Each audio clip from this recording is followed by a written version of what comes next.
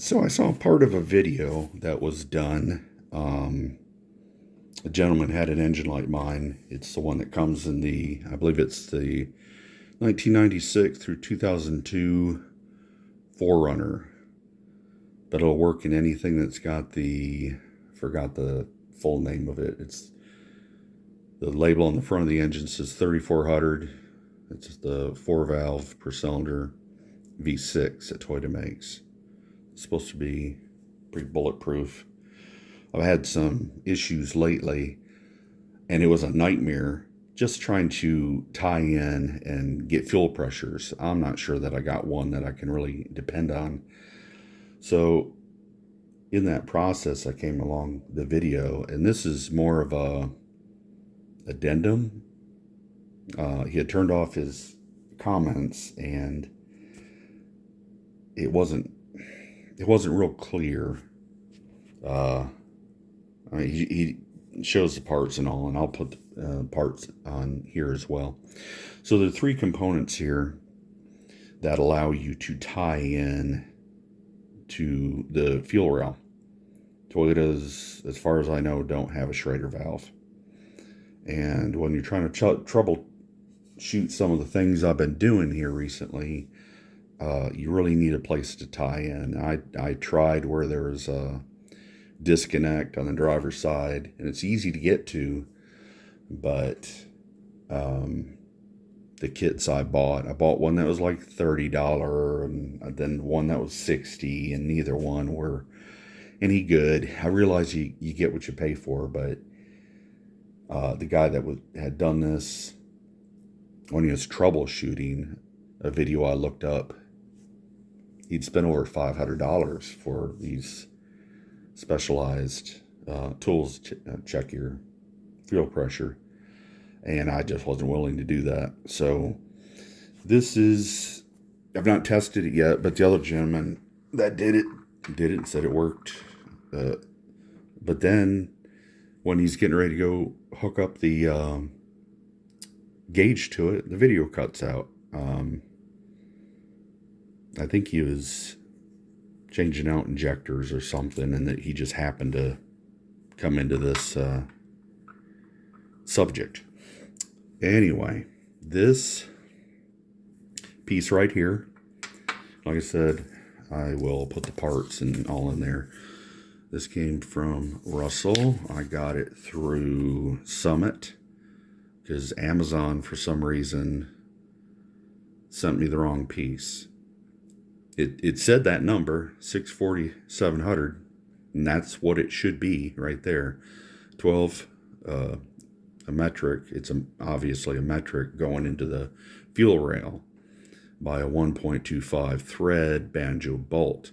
And when I set this thing, and the MPT, 1/8 MPT female port is has to have that to do this. So the one they sent me was just a bolt. It didn't have an opening in the end. I mean, it would be like the factory one. So that's what you get here. You get two of the aluminum washers that you'd need to put on both sides of the Banjo bolt. I'm not opting to go on to the driver's side. The other piece, I'll put a link in the description as well, is just this side that goes into here. The Banjo bolt is male, and it's a 90, and this side of this 90 is female. And then I got one other part from a company called Riff Raff, I believe. They're out in Oregon. Got it fairly quick, and it's both sides are 1/8 MPT, and so this is your standard Schrader valve, and then this side is your 1/8 MPT, and that is the only. Let me check this real quick. Probably should have had this. You want to tighten it. I think I turned it about five times, and I'll show you why in just a second. So you want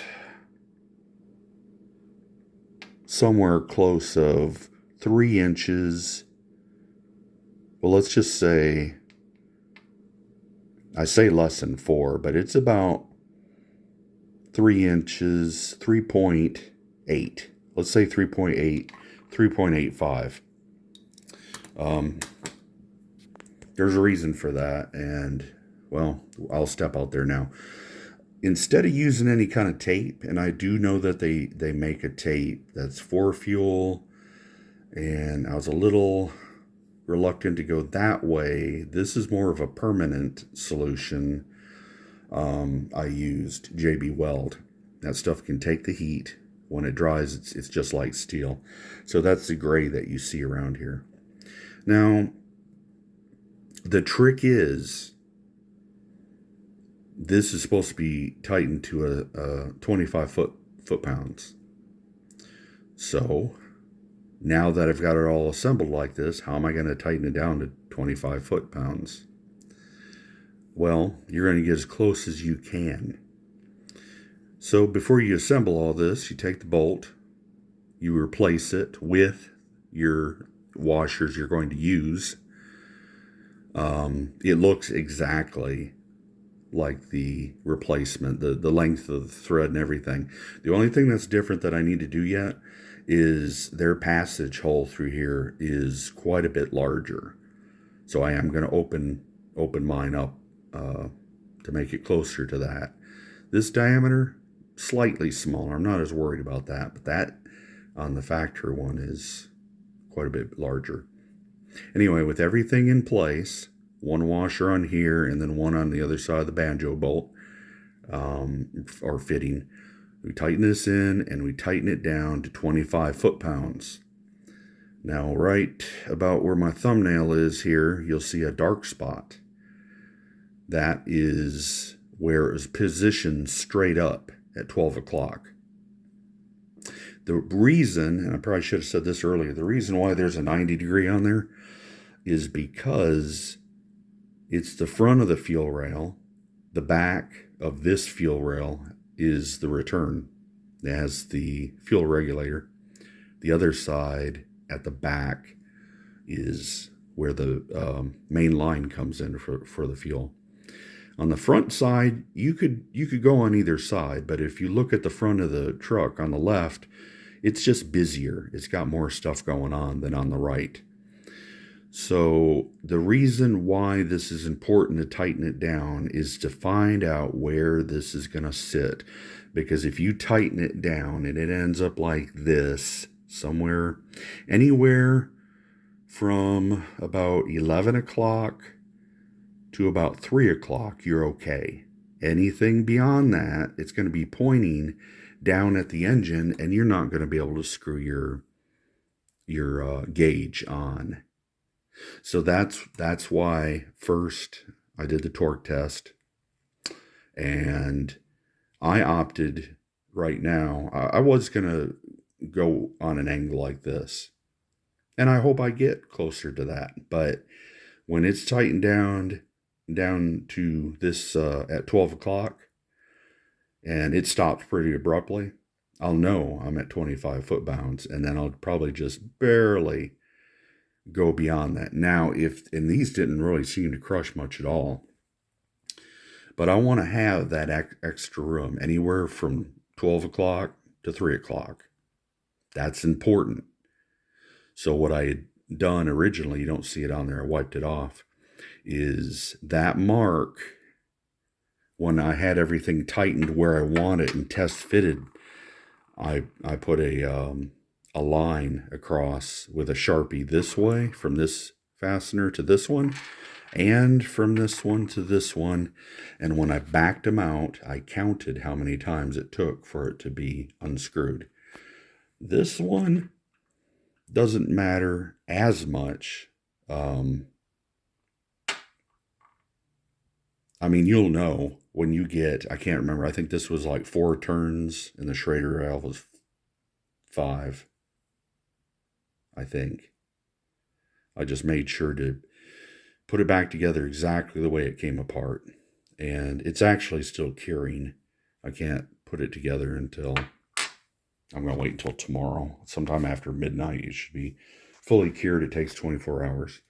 So let's head out to the truck and you see what I'm talking about here. I'm sure you know what I'm talking about. And I just wish they would have, when I tried to tie in before, they have a nice spot for it. But the problem is, I think the meter was just, the gauge was just crap. And that was probably my problem. All right, let's head out to the garage. All right. And I didn't mention, but of course it comes with a cap. It's got a little seal in there. I don't know. I love Toyotas, but this one thing it bugged me. I'm like, why? I'm not going to pay that much for a professional type of setup, and I just didn't have luck with the cheaper ones. And like I said, I do believe you get what you pay for. But anyway, see, there's a pretty huge difference.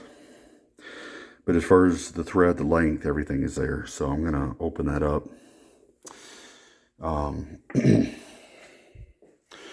So you'd slide the one Banjo bolt on. And then on my engine, I had removed the cover. Here's what your cover will look like. And you will have to modify it, because the top edge,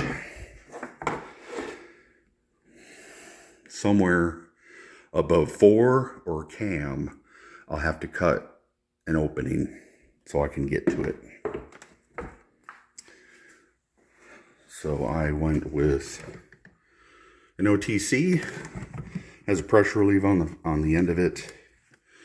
There's your normal just screw on Schrader valve. Why they couldn't put that on here, I do not know. So as I said, you could do either side because we have another one on this side. But when everything's on and the shroud's on, it gets really busy really quick over on this side where I have more room over here. Originally, I had tied on, this is where you would tie on, right here. 14, and I believe that's a 19. And I tried tying in there, but I could not get my fill pressure to read properly. And so I'd sent all that stuff back, and I was just done with it. Okay, so getting back to this, you'll take that off. Make sure you get both the washers. Obviously, the front one will come off, but there'll be one behind here. That's just how these work. This metal plate here, there is a little piece.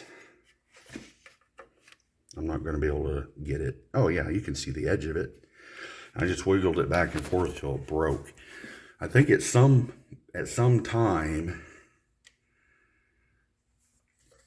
there must have been, it looked like something clipped into it. But for me, it was in the way. Now if I pull this out of the way a little bit. All right, so this gooseneck here for your radiator hose goes down into the engine block, and the side of that piece and the nut was gonna be an issue at first, and I was like, yeah, this is gonna be real fun. So when it's in there, it's a little hard to get. Like I said, I have to pull on this a bit, and then it goes right in. So don't forget to get your washer in here, and then I had enough spring tension in here that I could just kind of pull on it lightly and put the other one in. And it was a bit of a fight to get things lined up, but I've already had this threaded in. I've lost my light because my hand's in the way. So you can imagine, with the dimension I gave you, just under 4 inches off the back of this fitting to the end of the Schrader valve, you have only thousandths of an inch. Let me reposition this.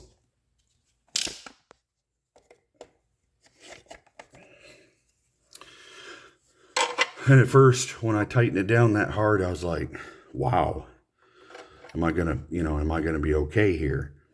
Because I didn't know if I'd have enough room, if I'd have to try to remove all this. I really didn't want to do that. So that fitting, the Schrader valve is in there pretty tight. And so it does pass that when I'm threading, only by the thickness of a couple pieces of paper, but it does pass, and that's what counts. So when it's done and it's at the 25 foot-pounds that it read before, I know the accuracy is not going to be perfect before I get comments on that. But before, I was getting 25 foot-pounds with it in this position. And like I said, there's no guessing. When this thing gets close to where it should be, it stops pretty quick. And then I got a click pretty quick when it was in this position. So worst case scenario, I have to live with this straight up when I wanted it over here. But this is a one-time deal. It's not like these parts are that expensive, but you want to get it right. I was going to go ahead and have this pointing at not 12 o'clock, but more like 2. And then I got to thinking, I'm like, if I do, for some reason, I have the slightest leak and I have to torque it some more, and this thing starts to end up down, I'm not going to be able to get my gauge on there. And, well, that, that defeats the purpose. I might as well just throw the old bolt back on there and be done with it. But I'll have it done tomorrow, and we'll finish up this video and hopefully get it posted. But this seems like the most obvious way to do it. I really don't understand why they didn't do it. Like I said, wherever this ends up, and it's tested with no leaks, is where I'll mark the shroud, because it overlaps. There's your timing belt. It overlaps this by a decent amount. And I'm sure it's just because, I mean, there's belts down in there too. You can get your fingers in, but this would be, it wouldn't be pretty either way. But I'm sure that's why, one of the reasons why they want to keep this closed off. But like I said, it overhangs. Got hoses in the way. So here's your back plate. It is metal. There's that. And one last time, when you go to put it in, see, I'd have to pull on it a bit to get it to line up. So I don't think you have to worry too much about cross-threading it, because it goes in nice and true. So we'll pick it back up tomorrow, and like I said, I'll have all the parts. I want to say the first, the Schrader valve came from Riff Raff. I'll double check that. This piece came from Amazon. I'll put that part number in there. This originally came from Amazon, but when it came, it was basically this. I'm like, that's a problem. Someone must have packaged it wrong originally, or what? I don't know, but it didn't have the 1/8 MPT opening on the end of the bolt. So instead of messing around with them again, which I've not had any problems with, Amazon's a good company, I think. I went straight through Summit, and I got it in like 2 days. That was unreal. I didn't expect to get it till next week sometime. But it was the right part. So Summit, Amazon, and Riff Raff. And you can just look below and get those parts. Tomorrow we'll get that in place, and I'll just do a real quick video showing where it ended up. Like I said, I'll cut just a little scallop into here so it's big enough that I can get my fingers on there to be able to just screw this end on. And I'm picturing this as being so much easier than what I've tried to go through so far. So we'll see. I did go ahead and drill this out. It's a little rough looking because of put a little bit of a chamfer on it, but it didn't mess up the threads or anything. I didn't want to go any higher than 1/4. I put the 1/4 in here, and I could still probably go up a size, but I just don't want to go up any higher. I'm sure that's going to be fine. Anyway, I chose to go up to a 1/4. All right, so I'm putting this together now. We got the new aluminum washer on both sides. Slid in pretty easy. This is what I was talking about right here. Now, I've turned it in to where it's almost all the way seated. But the first so many turns, you can see where that would be a problem. And that's why if you can get that under 4 inches from the back of this, that's not 4 inches. That's, well, whatever I said before, I think is 1.3885, somewhere in that neighborhood. And I just use those calipers to get that, because like I said, I just wanted to note this real quick before I finish it up, because if you don't get that in there that tight, then you're going to be hitting this. You're either going to have to take a little off the side of this, which I don't recommend, or just do what I did and make sure it's in there deep. Okay, got everything tightened down here. Just got done finishing the test. Had my wife turn it just to on at first. It must not generate much pressure at all. That's one of the problems I'm trying to figure out, if the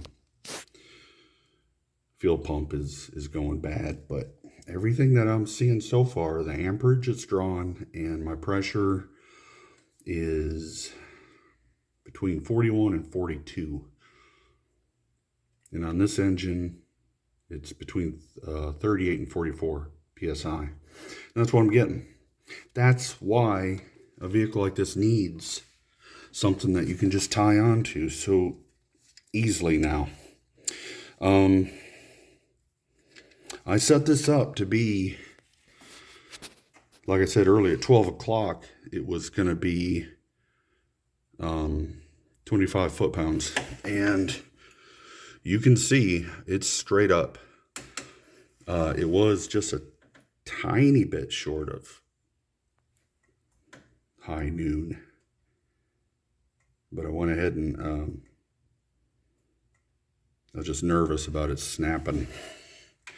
So it's definitely 25 foot-pounds, and I've got it at the 12 noon. I do not feel comfortable going any further because I did not have any leaks whatsoever, and I turned it just a hair more to get it straight up. So that's good. That's where anywhere from noon to about 3 is where I wanted it, and it worked fine. Went ahead and attached the gauge, no problems. Ran it for a bit. I've changed a few things on here. The mass air flow sensor, I believe that might have been the issue, even though I've been chasing my tail thinking it's all a fuel related issue. But when reading stuff I was getting back on the computer, it was just not. I started to see some weird numbers coming back on the mass airflow sensor, and I couldn't even get it to idle up to 2,500. It'd only go to 2,000 and just stumble on itself. And I just kept getting lean codes and all this other stuff. But anyway, I'm kind of getting off the subject. But right now I tested it, fired up, snap throttled a few times, and it's running like a beast. I mean, I'm hoping that's it. I do have a vibration problem between 65 and 75. I did see some a grommet on the steering rack that is split and is starting to come apart. That should be in tomorrow. I'll have that fixed, and hopefully that's it for now. There's little things like paint and stuff I want to clean up on this truck. It's 24 years old. Got about 260,000 on it. And these things are beasts. And I'll keep working on it, you know, as long as I have to. I didn't want to throw a bunch of money at it, and I didn't. I did not like the way these cheaper kits were tying into the fuel line. So I wasn't gonna trust anything that it was saying. But now I'm right here on the fuel rail, and I trust it. It's under pressure right now. If I were to press that, it comes spraying out. So I'm done for now. Feel pretty good about how that turned out.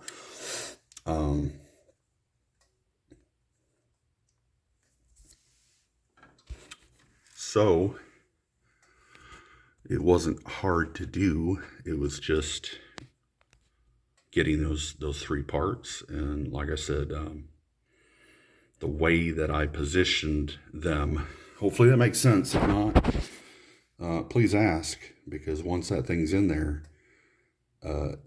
you don't want it upside down. The elbow that goes into the Banjo bolt, it could have went a decent amount tighter, probably at least a third, maybe even a half turn. But then I would have been outside my zone, and I wouldn't be able to hook up to it the way I wanted to. So I think this is nice and clean. That way when I put the cover on, I'm just going to cut a little U. Hopefully it's close enough that it should be like somewhere right in this zone. That would be awesome. And I just want to have a little bit of clearance around it so I get my fingers on there without having to fight it. But I think this is awesome. That's the way it should have been done, in my opinion. And if that's something that you want to do, like I said, it's not hard. It's just the one gentleman that did a video when I was chasing this down in the first place. I'm not sure why he turned his comments off. That's who I was basically following on this. But I don't think he addressed making sure that you're, you know, this ends up at the angle that you want it. And like I said, you got to have the Banjo bolt tightened down to the 25 foot-pounds. Go ahead and put the Schrader valve. It's pretty much about as tight as you could get it before you'd think it would break if you got calipers. And when you loosely fit this, like once you have that bore down in here pretty good, you can loosely thread it into your Banjo bolt and then spin it in here, and you'll see if you have a problem, if you have to go tighten this more. I hate to say it. I mean, it's at your own risk. I mean, all this is. But I was going to take a Dremel and just, if I just had to knock off a few thousandths on the side of this, I guess I would have done it. I wouldn't want to, but I'm glad that it worked out. And hopefully, if that's something you're thinking about doing, I've seen it in the forums and stuff about tying in. This works beautifully. My gauge, I trust it 100% now. The readings I was getting before were never consistent. Now it's consistent, and it's something, a permanent, a small but permanent addition to the vehicle that'll make it easier to troubleshoot. So hopefully this will help you guys out. And sorry if I was overwinded about it. I'm a little excited that it did work out, and because I've been looking all over, and like I said, I wasn't going to spend that kind of money for a kit. Because I'm not doing this professionally. This is just me tinkering around and learning as I go. I'm pretty mechanically inclined, but there's a learning curve here, and reading the codes and doing the research and making sure you're not just throwing money at something, because that's the worst thing you can do.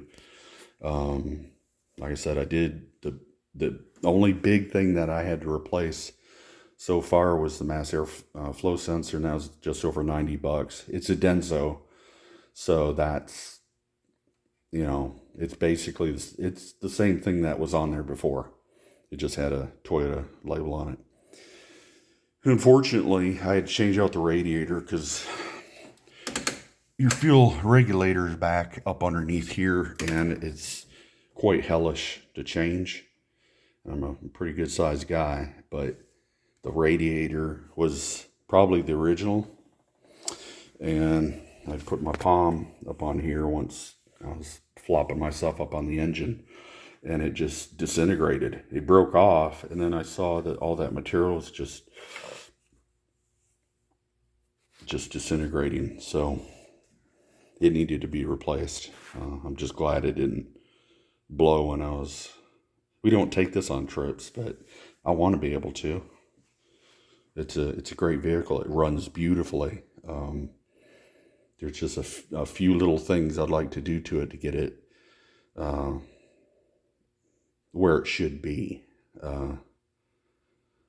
Some of the fluids and I know the differentials that have to change the oil in those. It obviously got a full radiator flush with this, a new thermostat and everything. But it deserves better, and we've had it, I don't know, since I think 2016 or 17, and it's been a really good truck. These things are built real tough. They're on a good frame. It is from the South, so it's not heavily rusted. I do have a small oil leak. I'm trying to track that down. It's so grimy under there. I got most of it off. There's one little area that I need to clean yet, and hopefully I can see and or fix that, because everything is just so tight in here. So anyway, I hope this helped you. Sorry about my ramblings, but I hope this helps out. And I'm going to say that, you know, if you do this, do it at your own risk. This is, I've not had any issues, but obviously tying in like this, if anything were to fail, you could spray gasoline. This did come from a company that, I believe I said it was Riff Raff, and they do diesel parts. Well, diesel doesn't catch on fire like gasoline does.